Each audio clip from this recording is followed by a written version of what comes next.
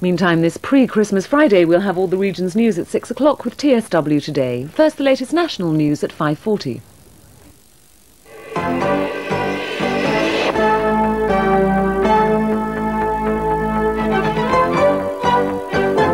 Blakelock murder detective to be charged with perjury.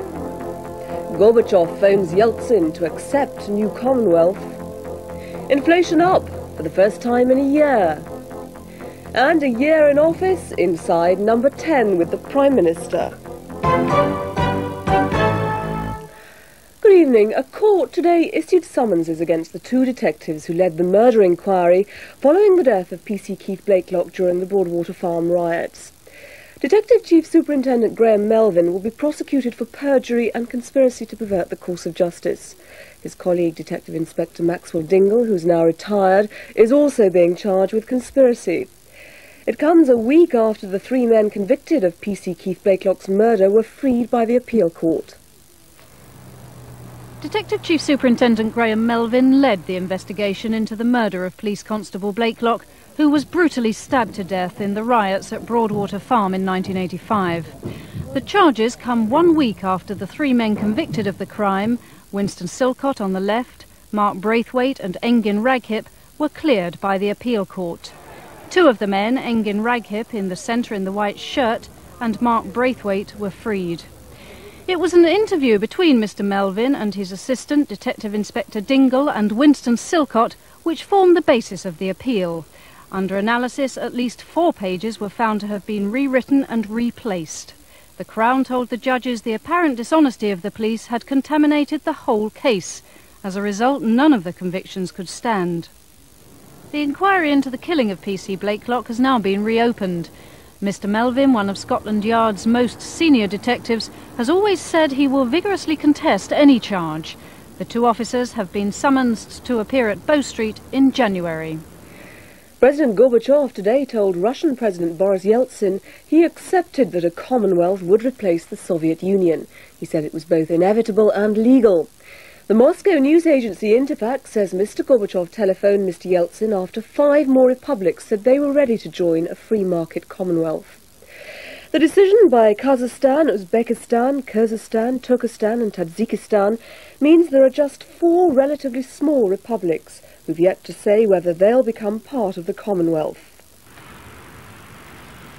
Mikhail Gorbachev has this afternoon apparently accepted defeat. It's being reported here that the Soviet president, who spent today holed up in the Kremlin, telephoned Boris Yeltsin and told him his new Commonwealth was both legal and a political reality. The president, who yesterday said he'd resign if the Commonwealth went ahead as planned, is now said to be claiming that Yeltsin's ideas correspond with his own.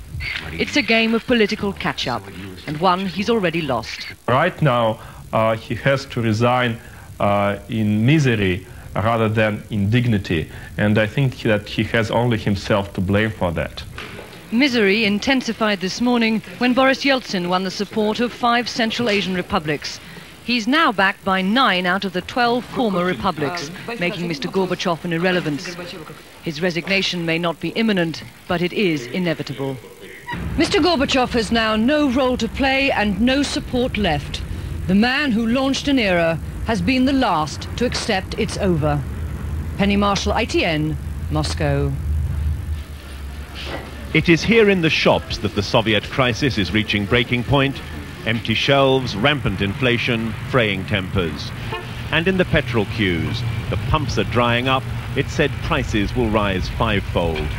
And in people's homes, the lights still burn in Moscow, but may not for much longer. Some cities are already blacked out. In the front line, families like the Ogorodnikovs. Igor, the meteorologist whose salary goes nowhere. A week's pay for 1 sausage. Wife Marcia increasingly desperate. We don't believe in the future, she says. And children Nadia and Daniel surviving on a diet of pickled fruit. What matters now is street sense. They queued a week for this vodka at 12 rubles a bottle. They'll sell it for 80 rubles and buy clothes. Marcia calls country friends for provisions. Even the phones conspire against her. Russians still go shopping, of course, but for the children of the Gorbachev generation, the cupboard is bare. Tim Ewart, ITN, Moscow. The Prime Minister today praised the Soviet President Mikhail Gorbachev as a great historic figure with a proud place in history. Mr. Major marked his first year as Prime Minister with a special interview with ITN Inside Number 10. He told our political editor, Michael Brunson, that life there was very exhilarating. And he said the rise in the rate of inflation, announced today to 4.3%, was against the trend. But first he talked about events in the former Soviet Union. Mr. Gorbachev is a great historical figure, and had he not been there, and had he not behaved as he did, I doubt we would have seen, in the form in which they have occurred, the very remarkable and welcome changes we've seen throughout Eastern Europe, in the Soviet Union, and of course the vitally important arms accords that he reached with President Reagan and President Bush. He says that he believes his life's work may be fulfilled. Well, I wonder. Can we move on to the economy? The inflation figures just out. It's very bad news, isn't it? Shot up. The retail price index has increased over the last month. There are distortions, of course, in these figures. The distortion really isn't so much this month as last month. What has happened is the figures are calculated on a year-on-year basis, and that sometimes does produce a rather irrational distortion. What is clear about inflation is that the trend of inflation over months has to be down, and down, of course, to levels less than half previous governments have been able to sustain. Now, there is no doubt in my mind, nor I think in the mind of any serious economist, that we're going to have inflation bubbling around about 4% between now and April or May, and then it will begin a further gentle decline. What we most need in the economy is that regeneration of certainty that will encourage people to reinvest and to spend again. And a catalyst will occur, and that will begin to happen. And then we will really begin to see the recovery take off. Now, it'll take a long time to come, isn't it? People haven't got that confidence. Not just in this country. But the bad news seems to be more in evidence than the good news. Well, if you're making the point that I may have to choose between something that is politically expedient and something that is right, in those circumstances, I will choose what I believe to be economically right. You've been Prime Minister now for just over a year, and at the party conference, you said at the beginning of your speech you liked the job and you intended to keep it. But I do enjoy the job. It is a job in which you can make things happen. You can do things. In this first year, apart from impertinent questions from bad journalists, what is it that's made you see red, that's really made you hit the ceiling? If there's one thing I've learned over the past 30 years, it's this. If you lose your temper, you lose the argument. It isn't worth it. It isn't worth it. Not the way to behave. And you can see a fuller version of that interview in tonight's news at 10. The Labour leader Neil Kinnock today said that the rise in the rate of inflation showed the government hadn't licked the problem. Today's figures put inflation in November at 4.3%, up from 3.7% in October, and the first increase in over a year. Higher food and tobacco prices helped to push up the rate of inflation for the first time in 14 months. But the government said the rise was more of a statistical blip because of a drop in mortgage interest rates and lower petrol prices last year, which affected this month's figures. But the Labour leader, who is supporting an energy-saving campaign in Wales, was not convinced the government had beaten inflation. It's bad news, obviously, because the Prime Minister has so frequently promised us that it was going to continue to go down. Indeed, a couple of months ago he said inflation is licked. When it's climbing and when it's going above the European average again, plainly he was misleading the people. These figures show how foolish the Prime Minister was to claim that he'd got inflation licked. It's a much more long-term problem and demands long-term solutions. But the city didn't share the pessimism, because inflation is expected to fall back by next spring.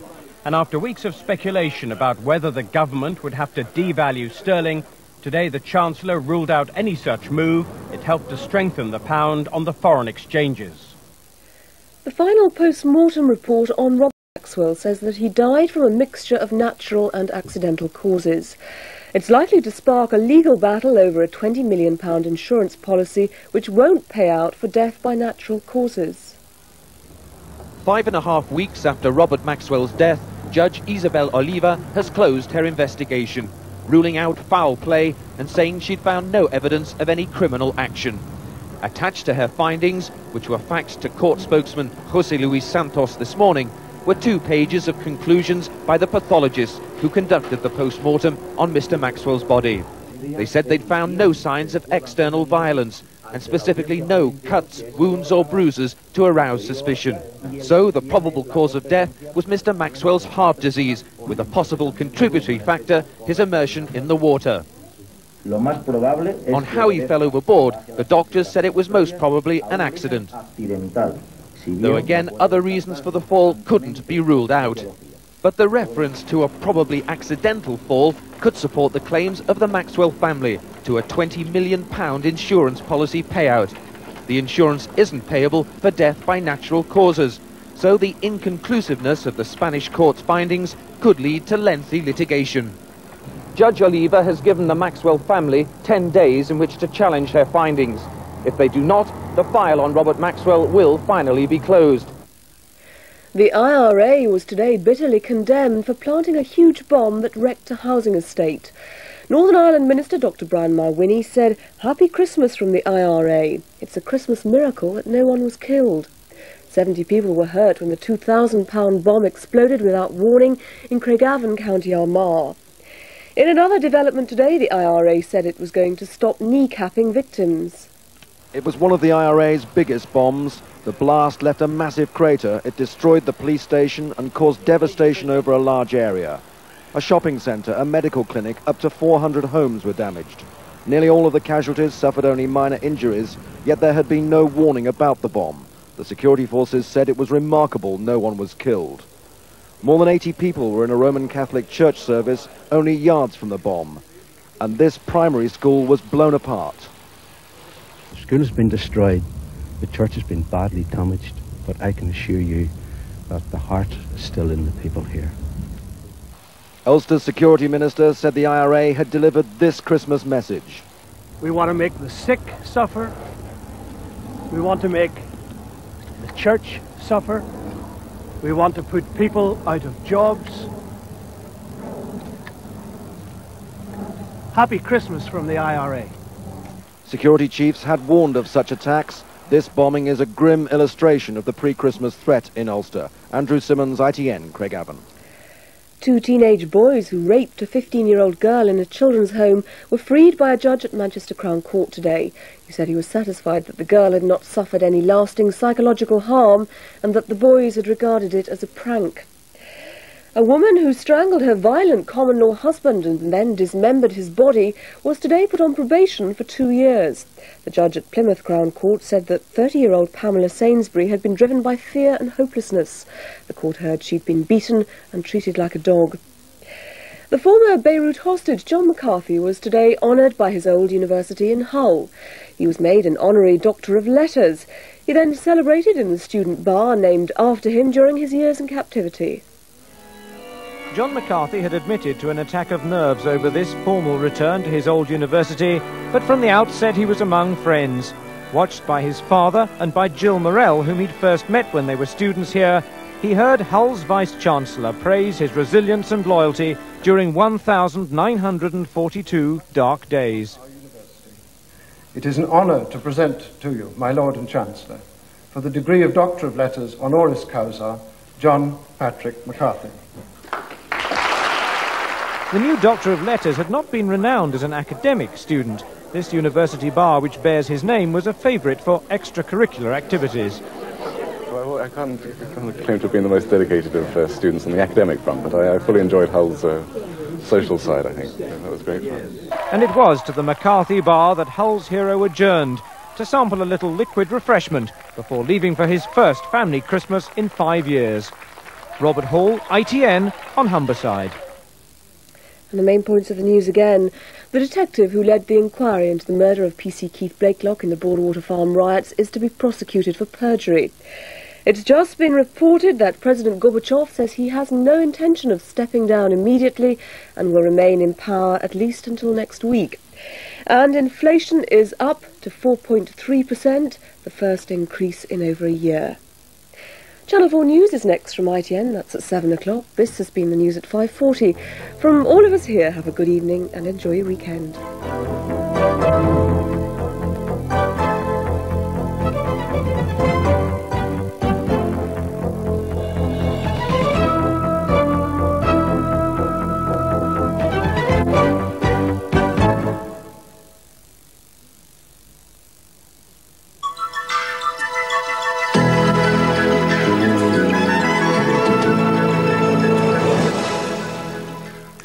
Hello, good evening. Well, it's good news to begin with because our radar network is now almost virtually complete.